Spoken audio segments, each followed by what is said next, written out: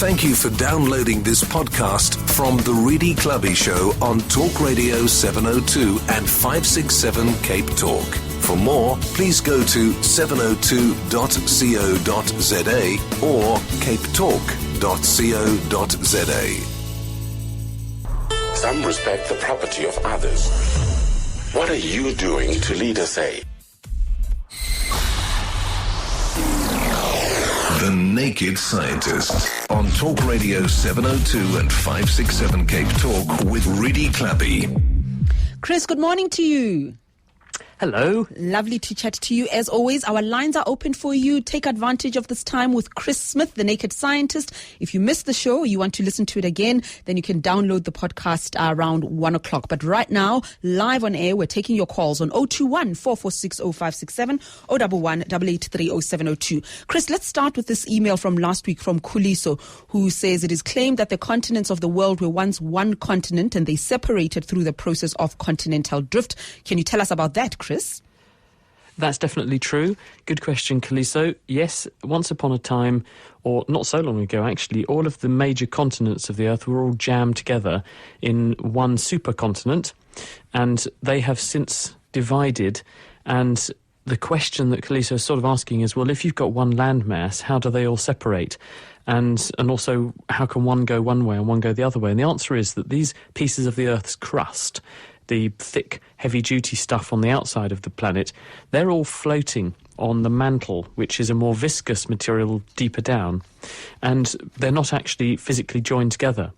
So the continental crust plate. And so one can go one way and one can go the other way. And so energy flow and thermal changes in the Earth mean that they're continually drifting around, and they can go wherever they like. And so at certain points they can be joined together, and at others they can be distributed the way that they now are over the Earth's surface. And that they actually just don't have any attachment, because on the Earth's surface you've got the oceans, which is, there's oceanic plate, and this is actually being subducted underneath the continental crust where the ocean meets the edges of these bits of continent. So everything is in a continual state of flux, and over geological timescales, millions of years, these things move around. The Himalaya mountains came out of the fact that India used to be right down south near Antarctica, and over millions of years it migrated north, and it pushed the seafloor into the Eurasian plate and created the Himalayas, pushing them up. So some of that seafloor was subducted, some got pushed up in the air. So these things are moving all the time. Thank you very much, Chris. And shall we go straight to the lines? Is it Jenny in Bedfordview? Good morning to you. Good morning. I watch a program called QI. I'm not too sure if you're familiar with it. And the explanation, you know how we have a wonderful working week and the sun is shining and beautiful, and we come to the weekend and it rains. It always seems to rain on the weekend, and the explanation had something to do with when industry closes down, it changes the amount of smog or the amount of something in the air, and therefore it rains on the weekend. And I wondered if there was any truth in that, or whether it is a known phenomenon. Hello, Jenny. I believe there is an association between rain and the working week.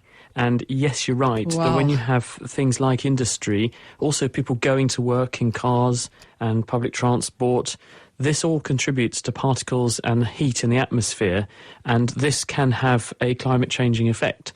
There was another study recently which looked around airports around the world and was able to demonstrate that there's significantly more rainfall very close to airports than there is further from the airport, which could be explained only in association with flights. So aeroplanes going through clouds is capable of triggering those clouds to begin raining. So our activities can definitely alter the weather, and yes, there is supposed to be an accumulation in the atmosphere of these particles during the working week, which by the time the weekend comes then produces an ensuing rain shower. Then of course that clears the situation, and then the system begins again on the Monday with fine weather again, but by then we're already back at work. We need to have weekends at a different time of the week for some people, but not everybody. That's an interesting thought. Thank you very much, Jenny, for that question. I haven't even thought about it or even reflected on these observations. Very interesting indeed. You live and learn. Let's go to Michael in Sandton. Hi. Hi, Reedy. My question is, I use my brain primarily to think, to speak, to act on a daily basis. Why then am I not aware of my internal functions, how my blood is going around my body or what's going on in my kidneys. If it's the same brain that is controlling all of that, and I use that same brain to think and act and speak, how come I'm not consciously aware of what's going on in my own body since I'm using the same brain? Hello, Michael. There are two aspects to this question. One of them is at the level of what is your brain actually monitoring, and what is it monitoring consciously? That's the second part of the question. So first of all, what is your brain monitoring? Well, your brain is monitoring everything that's going on in your body and controlling it. And what is it monitoring consciously? It's monitoring those things that you need to be aware of. It is not presenting to your consciousness its work on other aspects of your physiology, how your body works, that you don't need to directly know about. It's a bit like when you're driving your car, you just need to know that the engine's going and the car's going along. You don't actually need to be informed how hot the pistons are or how much oil is flowing through each of the oil drillings in the engine to lubricate it. You just know it's working, and there's a computer in the engine compartment which is keeping an eye on those things, and if they go wrong it'll flash up a red light. It's very similar with the nervous system. There's far too much going on in us and around us for us to be distracted by being consciously aware of all the systems that are running. So our brain filters out the stuff that we don't actually need to worry about and only informs the top dog, you, when something is seriously wrong. The way that it does that is that the bottom of the brain is a region called the hypothalamus, and it effectively sits on the underneath of the brain. If you were to lift a brain out of the skull and place your hand directly underneath it, that flat floor of the brain is where the hypothalamus is, and in there are a whole bunch of neurological circuits that are receiving information coming in from all these different systems in the body, monitoring blood pressure, the pH, acidity of the blood, how fast your heart is beating, how much oxygen there is, and so on. And it integrates all this information, and it then generates a correct response, which is fed back out via various nerve systems and hormone systems to the end organs to control what the body actually does. So it doesn't bother telling you about those things. And one extra added little bit of information is that there is also a system built into your brain that anticipates what will happen in your body when you consciously do something, and it then deletes that information coming back in so you're not distracted by it. In other words, if I know I'm going to tickle myself in a minute, when I tickle myself, I don't feel I'm being tickled. I can't tickle myself because I'm already anticipating being tickled. So the tickle stimulus is deleted from the incoming information coming back to my brain. And that's why we think you can't do things like tickle yourself. Thank you very much, Michael. Is it Barry in Randburg? Yeah. Hi.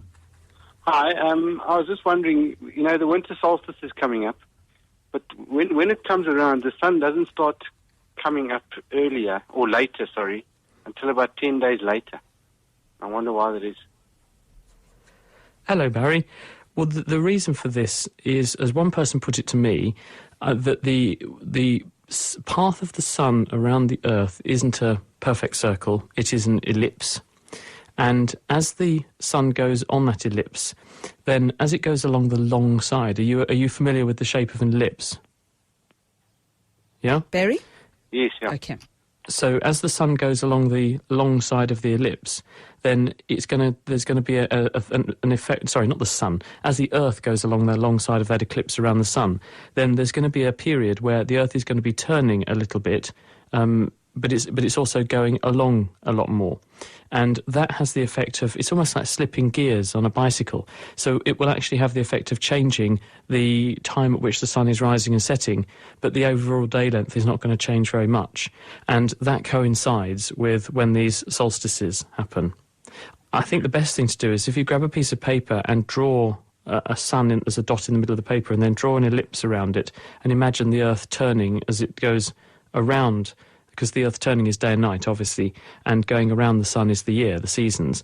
If you get to my drift, you'll draw your Earth, and you'll see as it goes along the flattened side of the ellipse that it has to sort of slip a little bit as it goes round, and that will explain why you're seeing what you're seeing. Okay, great. Is that all right, Barry? Thank you very much, Barry in Randburg. We're taking a break. Thabo in Soshanguve, please stay on the line. Also have some SMSs as well when we return. The Naked Scientist on Talk Radio 702 and 567 Cape Talk with Rudy Clappy. We have the Naked Scientist with us. We're taking your questions. We're trying to understand ourselves and our world a little bit better. So do bring those questions through on 021 446 0567 011 883 0702. Thabo in Soshanguve. Hi there. Hi. I would like to know, Chris, why is it when we get inside water, particularly warm water, that our fingers and our feet become wrinkled, and why not the entire body? I would like to know why, particularly in hot water, why wrinkles and why not the entire body? Hi, Thabo.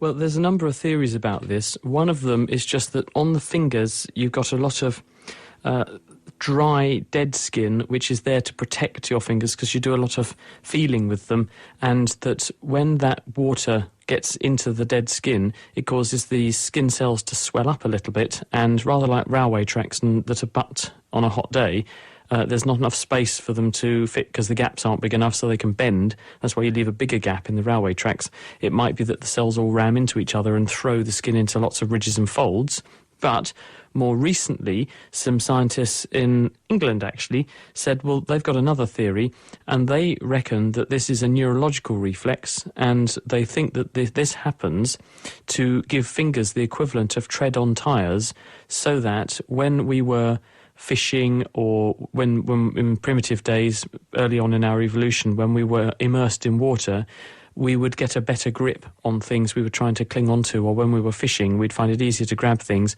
if we had fingers that were wrinkly when wet, owing to this reflex. And so they were suggesting it was a sort of combined neurological and hormonal influence to a response to immersion, which makes your fingers do that. Thank you very much, Thabo in Soshanguve. Who came in first? I think it was Olga. Olga in Simonstown. Good morning. Good morning. My question is, what happens to bullets when people fire guns into the air?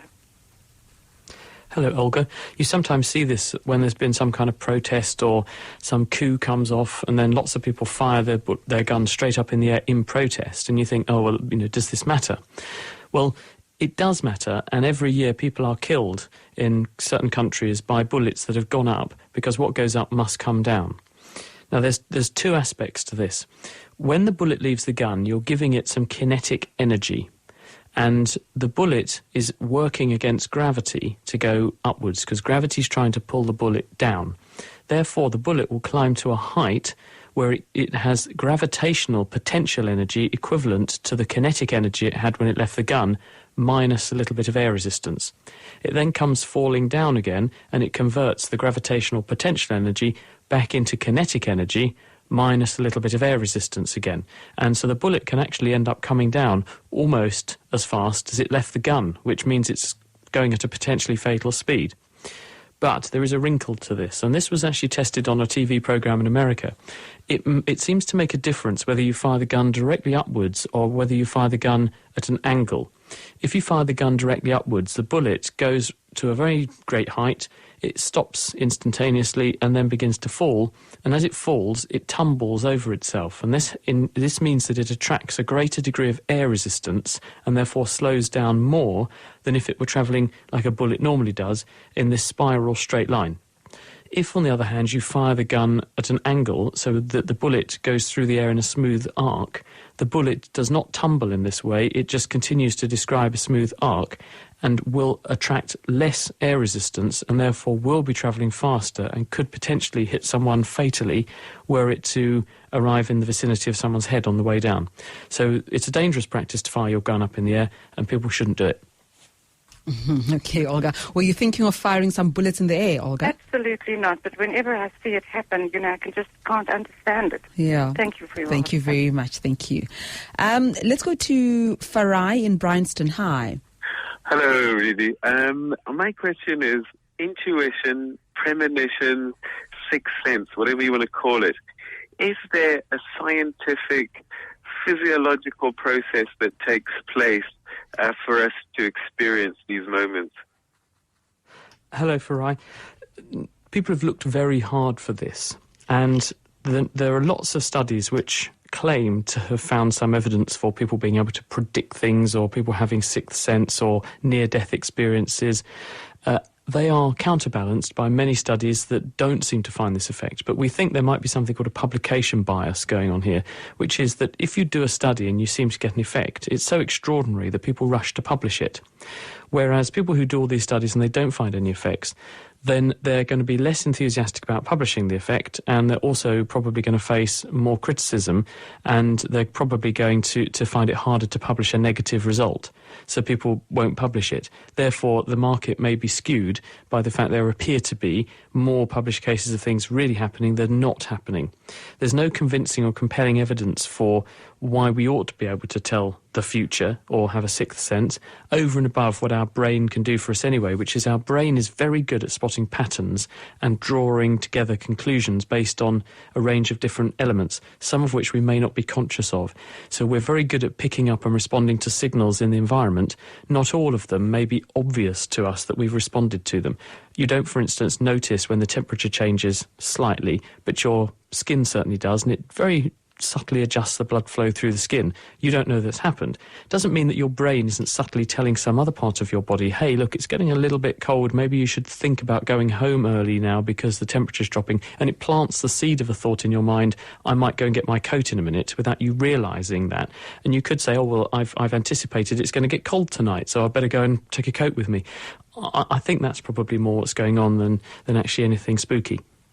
Thank you very much. An SMS here, it says, I have neurofibromas, is that how you say it, all over my body, and it's itching so severely. What may be the reason? Well, I don't know. The condition being referred to is neurofibromatosis. Okay. And this causes these growths of these lumps called neurofibromas, which occur on any part of the body. And there's a number of different conditions which are associated with this. This is usually caused by a genetic abnormality. And why those lesions should become itchy, I don't know. It might be that someone needs to check that out, because they're not normally itchy. They're normally just growths on the skin. They shouldn't be that itchy. If something has changed and this is a new thing, you probably should get it checked by a doctor. Let's go to Ntlantla in the Val. Thomas, can you pick that one up for me, please? Ntlantla in the Val, thank you very much. Welcome. I just want to find out, why does the sun appear larger at sunset than at midday, and also if for instance logic says that it means perhaps we are closer to the sun, but then why doesn't it become hotter or warmer than it is at midday? Hi there, very good question. Thank you for that one. The answer is that the sun does not get closer to the Earth at any point during the day. What actually happens is that the sun sinks towards the horizon or rises on the horizon, obviously, and the light that's coming to us from the sun is passing through a greater distance of atmosphere. And this has the effect of scattering the light and making the sun look a red colour, but it also means that you're viewing the sun in the context of objects on the ground. So let me explain. When the sun's directly overhead, the only reference point you have is the sun in the sky. And because the sky is vast and the sun is one little point in the vast sky, your brain does a bit of trickery and says, well, the sun relative to this massive sky must be quite small. When the sun sinks onto the horizon, it then looks much bigger because you're seeing trees or buildings or people or cars in the same context as the sun. And because you know the people are quite small and you know the sun is quite a long way away, your brain uses the same mental trickery and says, well, this is a far away thing and it's pretty big compared to these people, which are much closer. Therefore, the sun must be massive. So it gives you the impression the sun is much bigger than it is. The sun hasn't changed its distance relative to the Earth, although it has sent its light through more atmosphere, but it's just being seen in the context of things which are smaller and closer to you. Therefore, you regard it as bigger. Thank you very much. And is it Ben? Do we have time for Ben just very quickly? Very quickly. Ben in Centurion, hi. Yes, hi, really, Dr. Chris. If you take the pits of the avocado, once you've cut it in half and you take that out, it very often becomes brown and very quickly turns into a brownish color.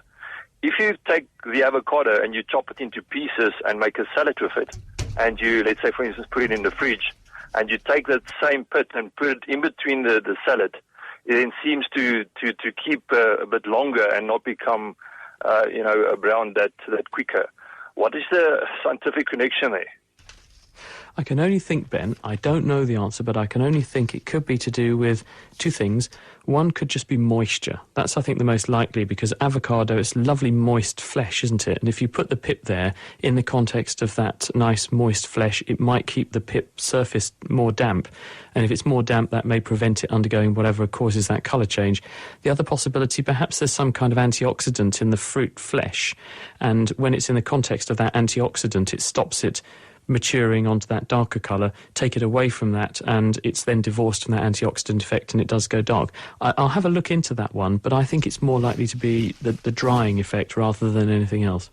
Thank you very much, Ben. And Chris, have a lekker weekend. We'll see you again next week, Friday. Oh, I'm looking forward to that, Reedy. Thanks very much. Fantastic. Bye, everybody. See you soon. And of course, this will be available as a podcast. Not only that, you can visit the Naked Scientists website on www.thenakedscientists. It's plural because he's not the only one. Hey, there are a few of them. And two did come and join us just before Easter. It was a fabulous show made possible by you as well, of course. So it's www.thenakedscientists.com.